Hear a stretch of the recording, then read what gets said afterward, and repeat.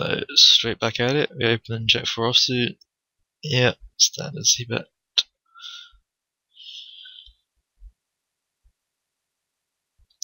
Here he's only limped once so far. So yeah, I'm not sure what to make of his newfound love of limping. Yeah, has perfectly fine to check all the flop. We turn equity on lots of turn cards, give us gut shots. Yeah, I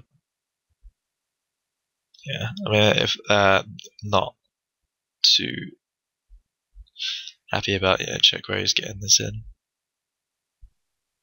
I mean, it wouldn't be terrible, but I think the hand plays perfectly fine. Just check call. We check call the turn, expecting him to barrel is super wide. And on the river, I expect him to barrel this river super wide also, but not with this sizing. Yeah, I think if he was going to bluff, he's going to bet a bit bigger. I mean, this just looks value to me. Yeah, I mean, this sizing just looks like it's targeting exactly the kind of hand that I have. Sort of 6x, 9x. Yeah.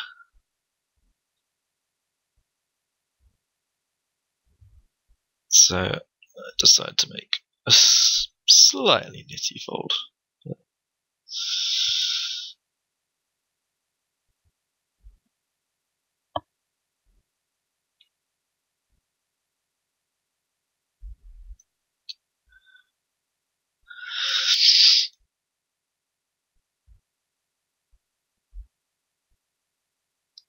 Decent hand to 3-bet bluff. Yeah, the polarized 3-betting range. He's been folding to 3-bets a decent amount so far. So. And definitely a board that we need to see bet in a 3-bet pot. My sizing here is probably a little bit big. Yeah, I could probably get away with like 185.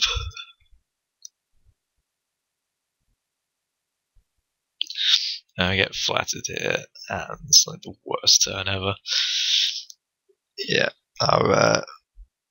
once the ace hits the turn, the range that we can rep for value becomes incredibly thin.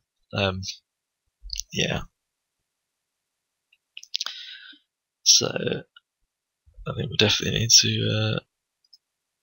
to just fold to just give up on this turn because he's not folding like queen x anymore. And like I said, ace x queen x makes up a big part of his pre-flop range. They make up a big part of his flop calling range. 10-9, we open. This is a pretty decent spot to check back the flop. I think a lot of people on these boards like to check back sort of bottom pair in spots where it's not really great. I mean, I think a good sort of range to check back here is be sort of like Jack 8, Queen 8, 8, 9, 9, 10. Hands where they're not massively vulnerable on the turn. Like on the turn, the only sort of bad cards to our hand are sort of ace, possibly an 8. There's not where as opposed to a situation where, say, checking back 7-4 and 10-5-4, stuff like that, where you're gonna have a lot more very difficult turn decisions to the point where c-betting actually just becomes a higher EV play. Here we turn. We turn open ender, so definitely bet turn.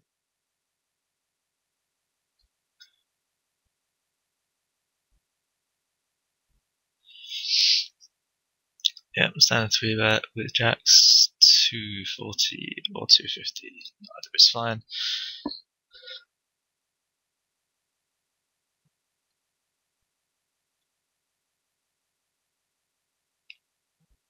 continuing to open wide. His 3-bet percentage has dropped a little bit in this game, but not hugely. Yeah, he opened limps for the first time. Definitely fine with just raising. Find out how he reacts.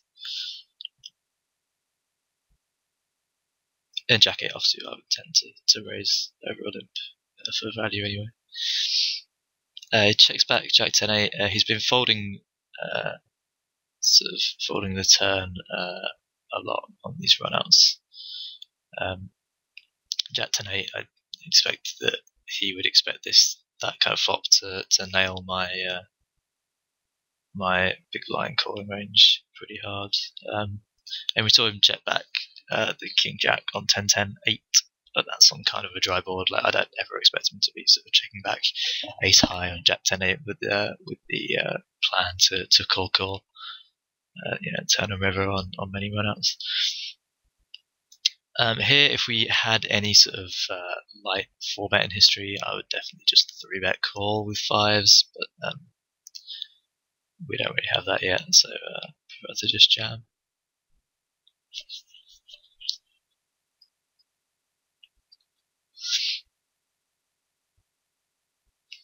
And no reason to do anything other than raise with the 9s against this villain. He has like a high 3-bet percentage, so I expect him to 3-bet shove a wide range. I need to start limping.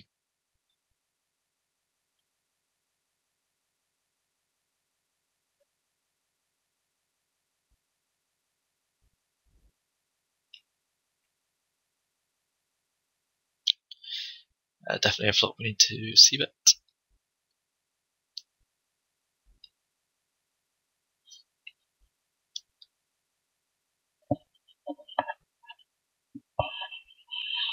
And yeah, I think this is a reasonable turn to barrel.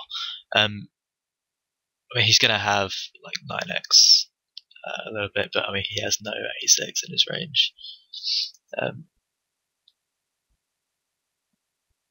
I mean, he's going to have a ton of like Queen Jack, Jack 10. That kind of stuff more than he's going to have sort of King X next.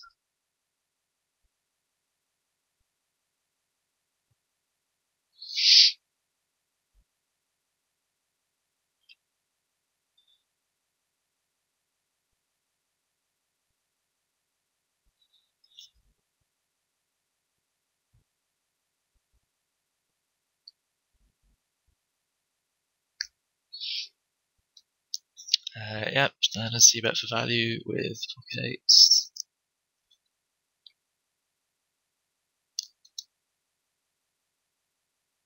And we get check raised to 225, which is pretty interesting.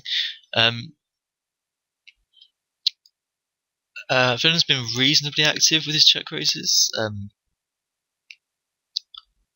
Check raising 27% so far through 65 hands.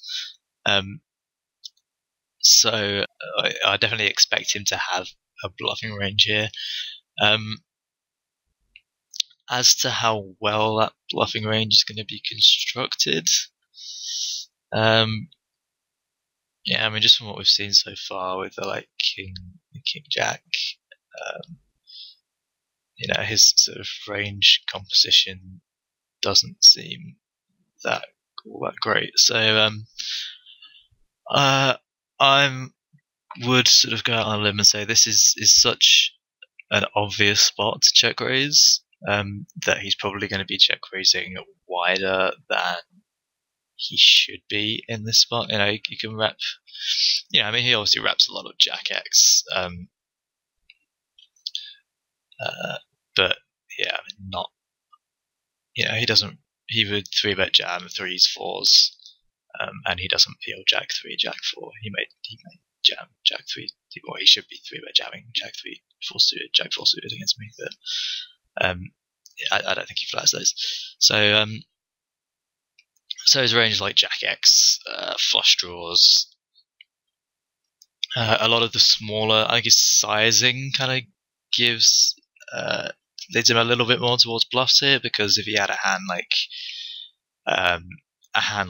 10 9 of clubs, well, that may jam free, but 10 8 of clubs, we had the 8 of clubs, but like 10 7 clubs,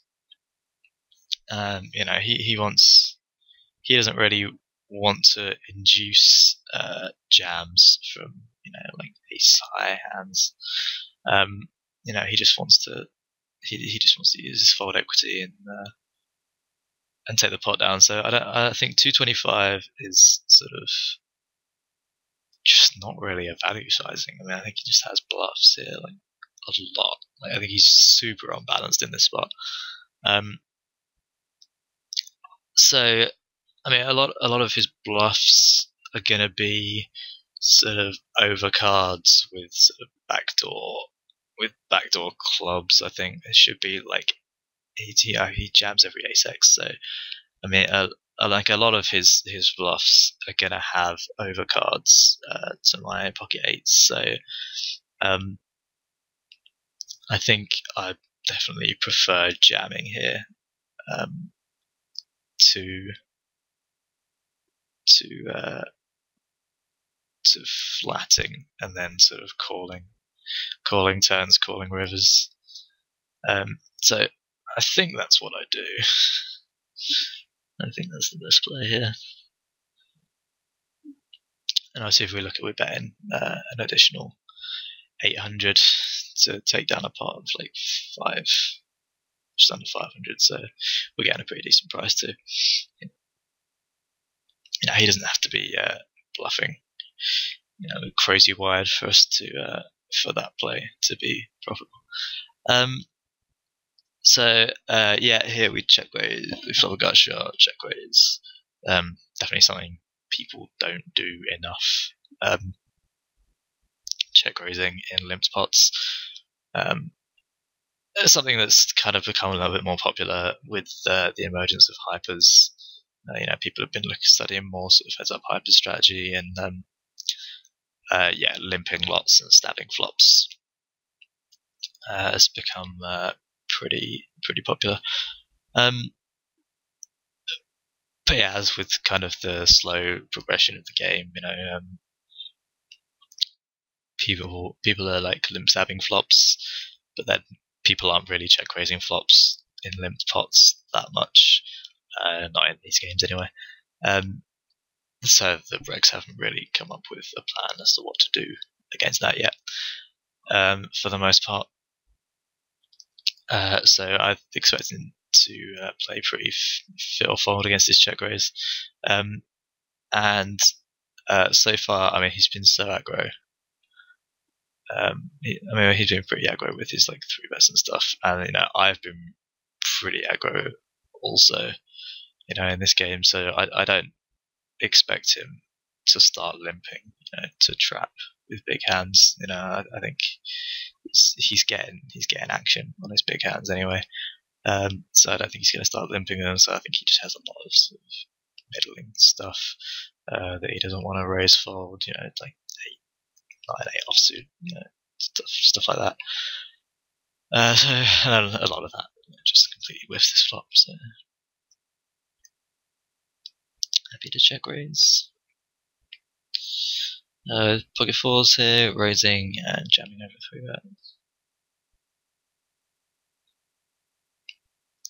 3-bet. Queen deuce off, decent hand to 3-bet bluff. Just it's a little bit outside our pre-flop calling range, so it's fine to turn into a bluff with a queen blocker as well to block some of his big hands.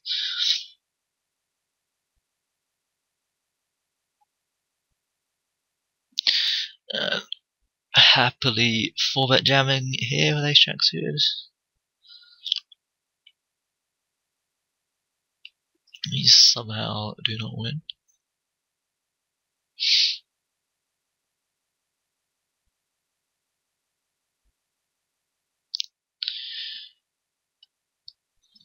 Something important to take note of is that when he's 3-bet calling ace jack there,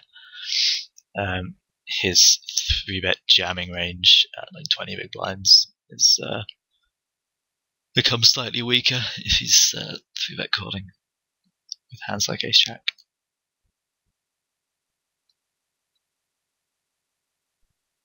It's going to be more weighted towards hands like 7-5 suited, etc. He's still actually his 3-bet percentage has fallen quite significantly in this game to 31%. It was up around 44, 45.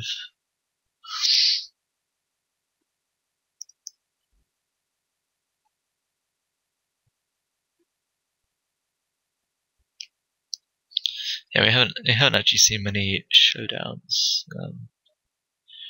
just yet, especially not in 3-bet plots. We haven't really seen him showdown a light 3-bet yet. Here we just peel the open with 10-9. Don't think there's enough. We have enough of that flop. I don't think we have enough of that flop to be able to check raise as a bluff. Yeah, I mean, we're jamming every ace x free, so we don't have ace 3, ace 4, ace 6. So we're up kind of like king 6. 7-5 suited, we probably jam pre though. So we obviously sets in pairs we jam pre, so we actually rep pretty thin on 6-3-4. So I think 10-9 is a little too light.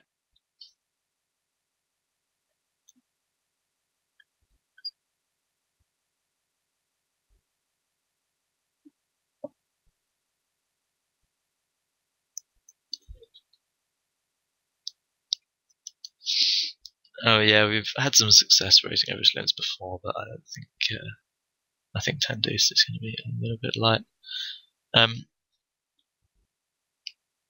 Here's similar to the 10-10-8 flop here. I mean, he checks back queen 8 deuce. I would expect his heir to bet always. Yeah, I mean, when I just check my big blind, I'm going to have a ton of junk, that is just going to be folding this flop. So I think he's just going to bet his heir always. So he's going to have like EX, maybe Queen X to check back. So I'll just check fold this on.